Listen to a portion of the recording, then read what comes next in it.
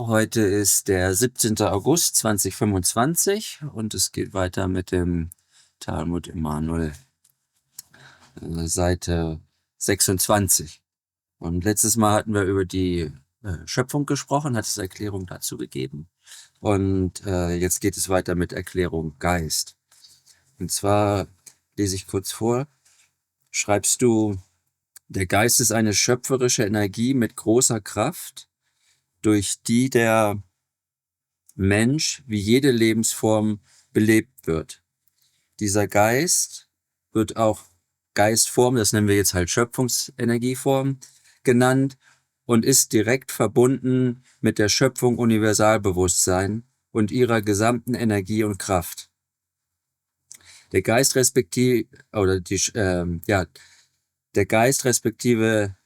die Geistform, also Schöpfungsenergieform, ist unsterblich und ist dermaßen dem Weiterbestehen eingeordnet, bis in ferner Zeit eine Rückverschmelzung mit der Schöpfung Universalbewusstsein respektive mit der Schöpfungsenergie erfolgt.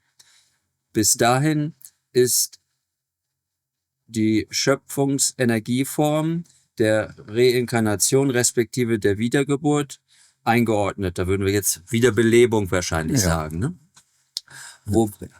Wobei aus dem Bewusstsein des Menschen Wissen gesammelt und bis zur Weisheit kumuliert wird. Da steckt ja schon eine Menge drin. Und da müssen wir mal definieren, was Schöpfungsenergie überhaupt ist. Denn es sind zwei Faktoren. Das eine ist Schöpfungsenergie, reine Schöpfungsenergie, wo jedes Lebewesen, ob Fauna oder Flora, beleben. Und dann haben wir beim höheren Lebewesen, wie der Mensch, haben wir die Schöpfung Lebensenergie. Schöpfung Lebensenergie, die ist evolutiv. Da kann also das Lebewesen lernen. Bei der reinen Schöpfungsenergie ist das anders. Die tut nur jedes an Fauna und Flora Lebewesen beleben. Das ist die Schöpfungsenergie, wo wirklich nur der Körper, oder wie du dem immer sagen willst, beleben. Die Schöpfungslebensenergie ist evolutiv und die ist verbunden mit der Schöpfungsenergie, mit der Lebensenergie, oder? Und die Schöpfungsenergie befähigt jedes Lebewesen, sich weiter zu entwickeln. Bei der höheren Lebensform wie der Mensch oder danach Tier und Getier und so weiter und so fort, ist das evolutiv in dem Sinn, dass es kann lernen.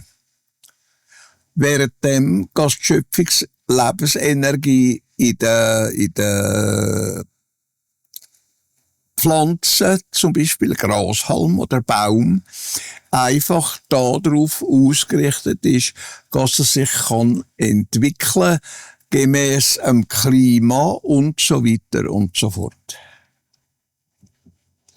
Sind das wirklich zwei distinkte Das sind zwei verschiedene Schöpfungsenergien. Die eine ist reine Lebensenergie, wo der Körper, jedes Organ und so weiter beleben. Die Schöpfungsenergie ist evolutionsfähig. Beim Mensch, wo denken tut, das Bewusstsein hat, das entwicklungsfähiges Bewusstsein, ist die Schöpfungslebensenergie da dazu, sich eben zu evolutionieren, sich weiterzuentwickeln und so weiter und so fort, wo stattfindet tut über das Bewusstsein, schöpferisch, energetische Bewusstsein und das materielle, das physische Bewusstsein vom Menschen. Und bei einem Grashalm oder bei einer Blume und so weiter ist da die Schöpfungslebensenergie einfach in einem Rahmen enthalten, wo auch sich jede Pflanze einfach der Umgebung kann anpassen. Also auch, wie soll man sagen, man kann ja auch sagen, evolutionieren, oder? Aber es ist nicht eine Bewusstsein-Evolution mit einem Bewusstsein, wie das der Menschenkörper im Reich von seinem Kopf, oder mit dem, was ich sagen, kann entwickeln, wo es Wissen zustande kommt, wo der Mensch sich wissensmässig kann weiterentwickeln. Währenddem also Pflanzen, ein Baum oder ein Grashalm oder eine Blume oder was es auch ist, eben nur sich durch die Schöpfungslebensenergie kann dem anpassen, was das Wetter, was das Klima bringt und so weiter und so fort. Ja, aber bei den Tieren, man kann denen ja zum Beispiel Hunden kannst du Tricks beibringen. Eben, ist ja auch eine das ist schon wieder eine höhere Form von Lebensenergie, als das eine Pflanze hat. Ja. Oder? Und es gibt auch in der Schöpfungslebensenergie gibt's Abstufungen von höheren und ganz hohen Möglichkeiten von Evolution. Ja. Das ist einfach abgestuft. Der Mensch hat genau dasselbe. Er fängt da in der Gvetterli-Schule. Wenn du weisst, was Gvetterli-Schule ist. Na? Das ist Kindergarten. Ah, ja. Das nennen wir Gvetterli-Schule. Okay. Oder? Gvetterli, das ist Spielen. Das ist Schweizerdeutsch Spielen. Oder? Und dann steigt er auf von der Gvetterli-Schule, 1. Klasse, 2. Klasse, 3. Klasse, 8. Klasse, 10., 12. Klasse, Berufsschule und so weiter und so fort. Der Mensch hat genau dasselbe, was die Natur hat, oder was die Schöpfung hat. Er hat genau dasselbe für sich übernommen, was die Schöpfung führt. Ja, mir scheint das so, dass, weil du sagst, dass die Schöpfung ja auch an Energie kumuliert und evolutioniert auch. Ja. Auch energetisch. Ja, richtig. Dass Weisheit eben sehr viel Energiebedarf ja, die genau. akkumuliert werden Das muss. macht ja der Mensch. Ja. Durch seine Schulungen wird er gescheiter, wird kraftvoller, oder? Intelligenter, wissender und so weiter und so fort. Das ist Energie, Ja, wo sich steigert. genau. Und Wissen steigert die Energie. dieser Unterschied zwischen Schöpfungsenergie und Schöpfungslebensenergie scheint mir halt eben auch Schöpfungslebens dass das eben, wenn über die Pflanzen dann sich weiterentwickelt, Tiere, das kategorierst du alles als Schöpfungsenergie, Ja. die diese Tiere belebt. Ja. Aber im Grunde akkumuliert sich da ja auch schon Energie, die dann nachher beim Menschen sozusagen der nächste Schritt. Die Schöpfungsenergie alleine ist da, um die Lebensform, die existiert, ob Fauna oder Flora, zu beleben. Da gibt's nicht eine höhere Lebensform oder eine kleinere Lebensform, wie soll ich sagen, wo durch die Schöpfungsenergie evolutionieren tut. Das ist nur die Schöpfungslebensenergie, wo jedes Lebewesen von der Fauna oder Flora kann sich entwickeln, wo kann evolutionieren. Die Schöpfungsenergie selber nicht. Das ist nur genau wie wenn du ein Fahrzeug hast, das mit Benzin oder mit Dieselöl läuft, oder? Es kann nicht mehr als das machen, was es ist. Also, es kann beleben.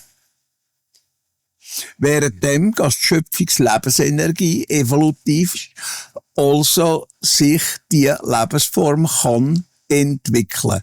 Und die höchste Lebensform, die wir da auf der Erde kennen, ist einfach der Mensch. Und der kann sich dementsprechend weiterentwickeln. Er kann also evolutionieren und je mehr als er lernen tut, umso höher tut er sich entwickeln. Umso grösser wird auch seine Lebenskraft. Ja. Also seine Lebensenergie, die er braucht, die Schöpfungslebensenergie, die er braucht, um sich zu entwickeln. Ja. Du hattest halt gesagt, dass eben auch alle Materie generell belebt Effektiv. ist. Das heißt, alles ist ja Alles wird belebt durch die Schöpfungsenergie. Ob es ein Stein ist, oder ein Moos ist, oder eine Libelle ist, ein Bakterium ist, Mikroben ist, ein Mensch ist, oder ein Tier, oder sonst ein Lebewesen. Alles hängt vom Gleichen ab, von dieser Schöpfungsenergie. Ja. Ist die Schöpfungslebensenergie Ist alleine das Instrument, oder wie dem muss ich sagen, wo der Mensch kann lernen, wo ein Tier oder sonst eine Lebensform, wo fähig ist, sich evolutiv zu entwickeln, das kann nutzen.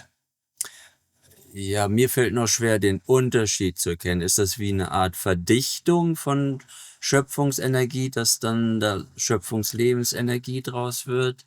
Schöpfungsenergie hast du bei jedem Auto. Das Benzin oder das Dieselöl. Ja. Ja. Und der steuern tut, ist der Mensch. Der hat das Bewusstsein. Das Benzin hat kein Bewusstsein. Ja, dann ist es im Grunde ja alles Schöpfungsenergie. Ja, die Schöpfungsenergie tut alles und jedes beleben, was überhaupt gibt im gesamten Universum. Ja. Und die Das ist nur die Schöpfungsenergie, die alles beleben tut. Ja. Und die Schöpfungslebensenergie ist das, wo die Evolution fördern tut, wo der Stoff, der Energiestoff in sich hat, wo die Möglichkeit von der Entwicklung in sich trägt. Wo der Mensch kann lernen, oder ein Tier, oder was es ist, oder, ja, wo sich eine Lebensform kann anpassen an die Umwelt und so weiter und so fort. Wie eine Pflanze zum Beispiel. Also sind das Nur ist die minder abgestuft, tiefer als das, was der Mensch hat. Oder? Als Energie. ja. Dann sind das wirklich zwei unterschiedliche. Das sind zwei unterschiedliche Energien. Ja. Du hast beim Auto hast du das Benzin und hast Öl. Das Öl, ohne das funktioniert rein gar nicht. Da kannst du Benzin einfüllen, so viel du willst. Oder? Es lebt erst durch das, dass es funktionieren tut mit dem Getriebe zusammen, wo in Bewegung gesetzt wird. Also Es ist Öl. Ja. Das Öl ist notwendig. Ja. Also Oder? kann man die Schöpfungsenergie nicht verändern oder Nein, das dichten kannst du und nicht. dann eine Schöpfungslebensenergie. Das kannst du nicht. Ist nicht. Nein. Also Das sind zwei Faktoren. ja. Okay. Genau wie der Mensch das hat. In sich. Ja. Ja. Genau wie ein Motor. Er läuft nur mit zwei Sachen.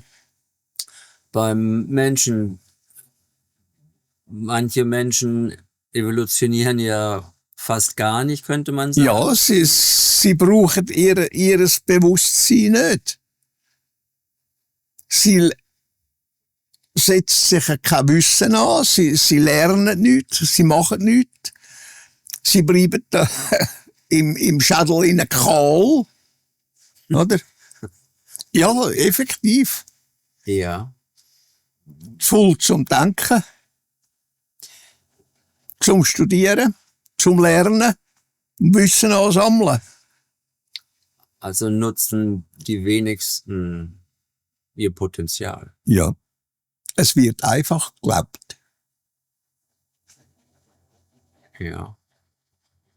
Religion oder weiss der Teufel was, es wird einfach geglaubt, es wird selber nicht gedacht. Das und dies und jenes, was notwendig ist, um vorwärts zu kommen, um sich Wissen anzueignen, um wissend zu werden und dadurch seine Energie übersteigern. Denn jedes Wissen ist eine Energie und die kann man steigern. Man kann das Wissen immer weiter treiben. Man kann immer mehr lernen dazu. Ja. Oder? Und die sind untrennbar miteinander, sind die verbunden. Genau wie der elektrische Strom, das Negativ und das Positiv. Allein das Negativ funktioniert kein Strom. Allein das Positiv funktioniert kein Strom. Nur das Negativ und das Positiv zusammen. Oder? Und wenn du die Schöpfungsenergie und die Schöpfungslebensenergie schaust, ist das eine ist Negative, die Schöpfungsenergie, die Lebensenergie. Und das Positive ist die die Schöpfungsenergie, wo das Leben gibt, wo alles beleben. Und dann hast du nebst dem hast du das Positive, das ist also das Negative wäre das, oder? Und das Positive wäre das mit der Schöpfungslebensenergie, wo evolutiv ist. Der zweite Faktor dann. Zweite Faktor. Also auch das Negative und das Positive. Und genau das hat der Mensch ja übernommen. Er kann nicht anders, weil die Schöpfung sehr weg funktioniert. Sie funktioniert auf dem Negativen und Positiven. Wobei das Negative aber nicht in dem Rahmen ist, wie der Mensch das als Negativ versteht. Wo er morden tut und so weiter und so fort. Oder stellen und lügen und weiss sich was alles machen tut. Oder? Und das Positive, ja, wo er die guten Sachen macht, das, was Lebens bringt und so weiter, und was Fortschritt bringt und so weiter und so fort. Auf diese Art und Weise sieht das der Mensch. Er sieht es nicht so, wie es tatsächlich schöpfungsmässig gegeben ist, dass es negativ und positiv erst dann ein Eis gibt. Nur das zusammen, negativ und positiv, kann funktionieren. Alleine kann das Negativ nicht funktionieren. Alleine kann das Positiv nicht funktionieren. Ja, dass das eine Einheit ist. Ja. Mhm. Gut, okay. Dann heißt es hier direkt verbunden mit der Schöpfung Universalbewusstsein. Aber versuch du das einem Menschen einfach so in einem Buch klar zu machen. Das kannst du nicht. Er begreift es nicht. Er denkt nicht darüber nach. Er glaubt nur. Aber wirklich den springenden Punkt suchen, was tatsächlich vorhanden ist, was effektiv ist, das fragt kein Mensch danach. Man lebt einfach, man nimmt es so, wie es ist, man ist gegenüber allem gleichgültig und verantwortungslos. Wenn man die Verantwortung tragen will, dann denkt man über etwas nach und sucht, was die Wahrheit ist, was die Wirklichkeit ist und von der Wirklichkeit die Wahrheit ist. Erst dann funktioniert's. Und sonst lebt der Mensch einfach mit dem Glauben dahin, es ist ja so und so. Die haben das so erzählt, es ist ja so, fertig, aus, Schluss. So wie sie es bei den Religionen machen. Oder? Es wird einfach geglaubt, es wird nicht studiert. Es wird nicht selber gedacht. Ja, das ist eigentlich die Basis, die ja uns allen mitgegeben Ja. wird. Ne? Dann musst du es dann, wenn du ein Buch schreiben oder etwas erklären tust, kannst du es nur einen Weg machen, dass er es versteht.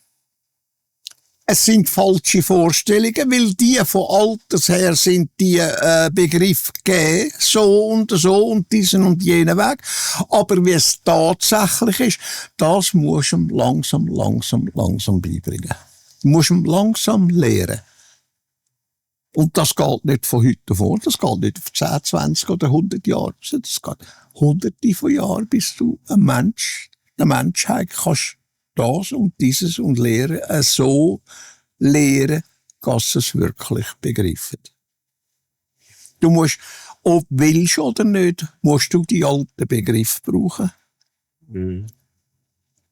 Dass er nur wenigstens einmal das versteht, das ist so und so.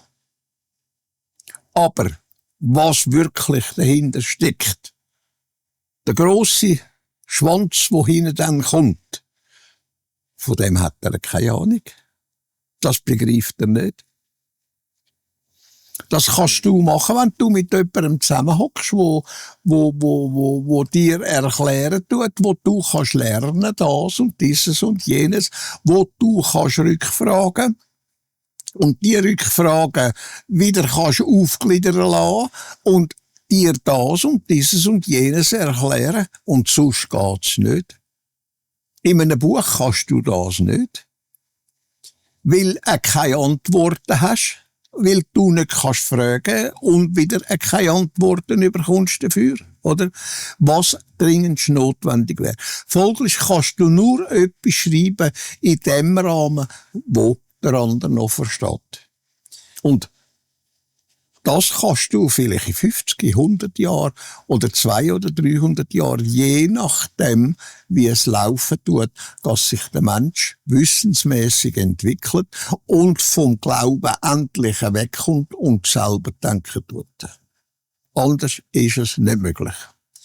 Ja, so sehe ich auch unsere Gespräche hier. Das ist die Funktion Ja, für spätere Generationen, genau. von deinen Kommentaren zu lernen, weil viele Dinge einfach für uns nicht verständlich Ja, sind. das ist genau wie wenn der Mensch anfängt in die Schule gehen oder einen Beruf verlernt. Es muss ihm alles fein säuberlich erklärt werden. Ohne das geht's nicht. Ja. Er kann nichts lernen, wenn ihm nicht das und dieses und jenes erklärt wird.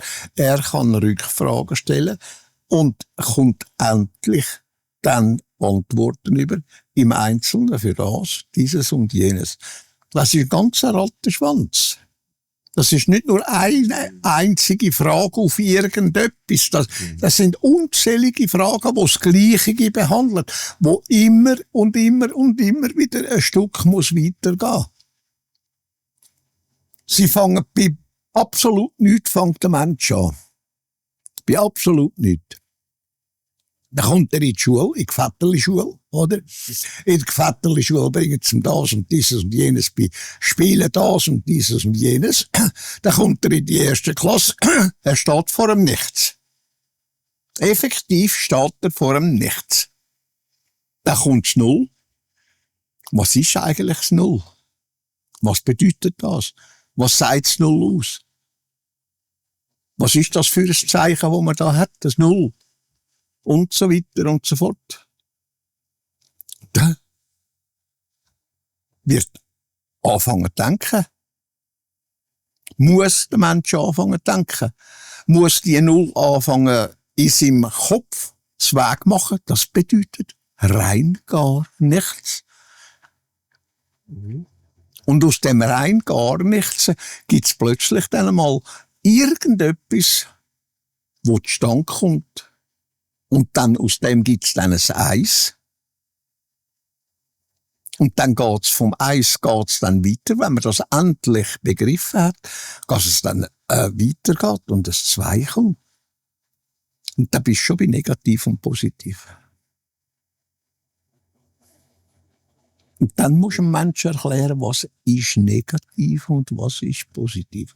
Wird aber nicht gemacht in der Schule. No. So weit ist der Menschenfang. Mit seinem Zahlenbeigerei.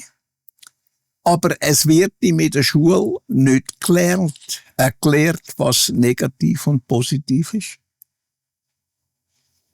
Heisst nur gut und böse. Mhm. Oder in der Physik halt Ja. positiv Ja. und negativ. Ja, Von Elektrizität. ja.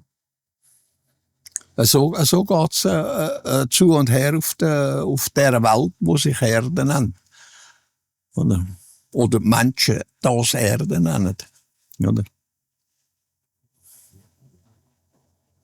Ja, so ist es halt. Ja, Also, so ist es halt. Ja, eben. Das ist das, was die Menschheit sagt. So ist es halt. Das hat sich halt eben durch den Glauben über die Jahrtausende So erhalten und Ja. weitergegangen. In verfestigt. dem Rahmen weitergegangen. Ja. Ja, also einfach die Herrschaftsstrukturen sind so, dass man will ja gar nicht, dass die Menschen anfangen zu denken. Ja, das Dann wird's ja das will brenzlig. die Oberen, die selber denken oder Macht ausüben und nicht einmal selber denken, sondern noch religiös sind, oder? Sondern einfach Macht ausüben, halten die anderen, halten die Menschheit unten. Ja. Ja.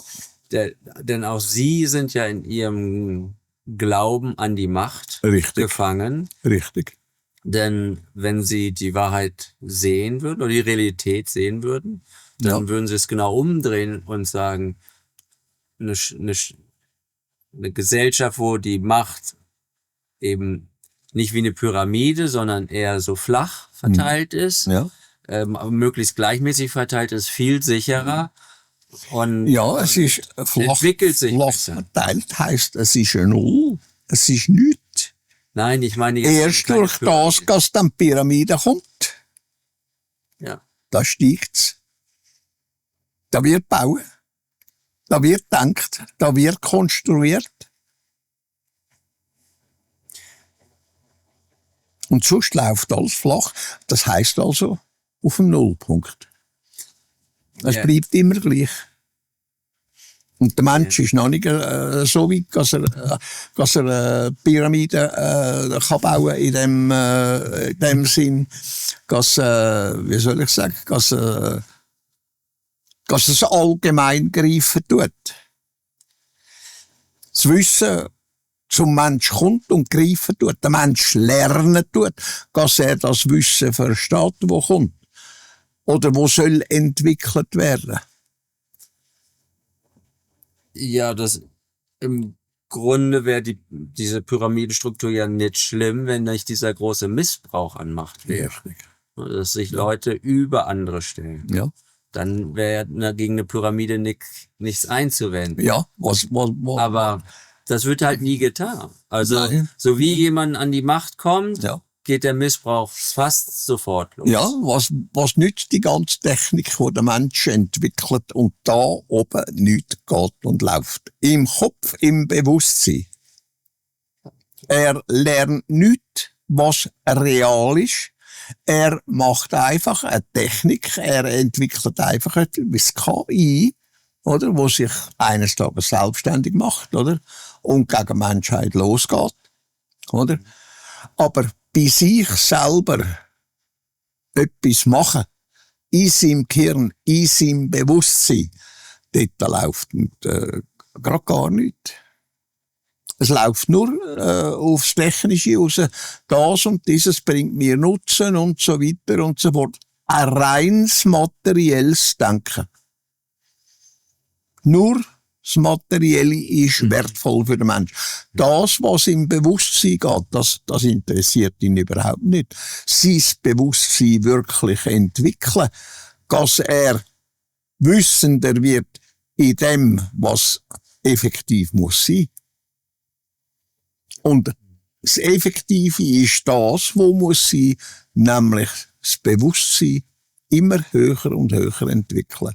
Und immer menschlicher werden und dem nachgehen, was tatsächlich muss sein. Aber der Mensch ist ausgerichtet nur aufs Materielle. Da kannst du schauen, wo du willst. Ja. Ja.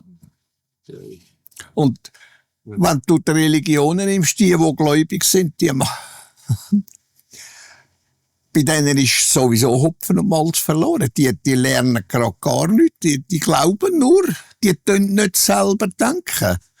Das, was sie machen, ist nur ein Scheindenken.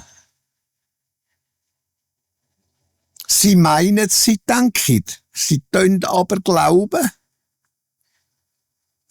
Ja, das ist aber solchen Leuten fast nie verständlich zu machen. Ja, das kannst Weil das kannst du nicht. Da muss der Mensch muss selber drauf kommen. Er muss selber so weit kommen, dass er selbstständig denken tut. Ja. Und nicht einfach glauben tut. Das nützt nichts, wenn du Bücher schreibst und er glaubt nur das, was in diesen Büchern steht. Oder der Mensch glaubt nur das, was du erzählst. Selber denken ist notwendig und das tut er eben nicht. Das ist das, was man sagt, ein Scheindenken. Er denkt nur das, sei richtig, was ihm gesagt wird, das, was ihm in einem Buch steht oder in einem Brief steht und so weiter und so fort. Was wirklich hinter allem stecken tut, da macht sich der Mensch nicht Gedanken drum. Er denkt nur das, was ihm gesagt wird, was er lesen tut, fertig, Ausschluss. Und das ist ein Scheindenken. Es ist alles nur Schein, Lug, Betrug und weiss ich was alles. Ja. Der Mensch kommt erst darauf, dass das tatsächlich so ist, wenn er anfängt, selber zu denken. Bewusst selber denken. Ja, ich musste ja jetzt auch erstmal drüber nachdenken. Für mich war eben, du hattest am Anfang den Begriff Schöpfungsenergie geprägt. Und dann kam jetzt vor nicht allzu langer Zeit dann noch Schöpfungslebensenergie dazu. Und da hatte ich das dann so verstanden, um den Leuten zu erklären, dass eben im Menschen eben, dass das diese Energie ist, die einen belebt. Aber es sind ja zwei Faktoren. Das ist ja das Negativ und das Positiv. Ja. Bei allem und jedem. Die ganze Schöpfung, das ganze Universum, wo du siehst, wo du heranschaust, was du kannst wahrnehmen, was du nicht kannst wahrnehmen, es hat immer negativ und positiv. Inwiefern meinst du das jetzt immer? Also Licht und Dunkel? Ja, Licht und Dunkel zum Beispiel. Oder? Das ist negativ und das Positive. Das Dunkel ist negativ, das Positive ist das Lichtvolle. Wo du heranschaust, du kannst schauen, wo du willst. Es gibt das Negativ und Positiv und ohne das funktioniert nicht. Es kann nicht einfach negativ sein, es kann nicht einfach positiv sein. Es braucht immer beide zusammen. Genau wie der elektrische Strom. Licht kann man nur machen, elektrisch durch das Negativ und das Positiv. Ja. Du brauchst eben die Kathode und die Anode. Ja. Das geht nicht. Gut.